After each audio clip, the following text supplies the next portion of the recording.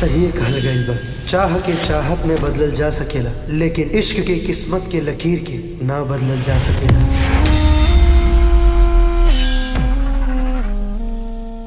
दोस्तों, आप सभी का हुआ इंतजार खत्म, क्योंकि स्टाइलिश स्टार प्रदीप पांडे चिंटू जी का फिल्म एक्स, इस फिल्म का कंफर्म सिनेमा घरों वाला रिलीज डेट आ गया है। तो मैं आप सभी को बताने वाला हूं कि इस फिल्म को कब से सिनेमा घरों में रिलीज किया जाएगा। तो वीडियो को पूरा देखिएगा, और अगर आप सभी लोग हमारे यूट्यूब चैनल पर पहली बार आए हैं तो वीडियो को लाइक करके और चैनल को सब्सक्राइब जरूर कर दीजिए। तो सबसे पहले बता दें कि फिल्म एक्स, इस फिल्म के स्टार कास्ट में नजर आएंगे स्टाइलिश स्टार प्रदीप पांडे चिंटू, काजल रंगवानी, सुबी शर्मा, विक्रांत सिंह राजपूत और राज प्रेमी। और इस फिल्म की कहानी की बात करें तो इस फिल्म की कहानी है फुल एक्शन पैक और रोमांटिक लव स्टोरी।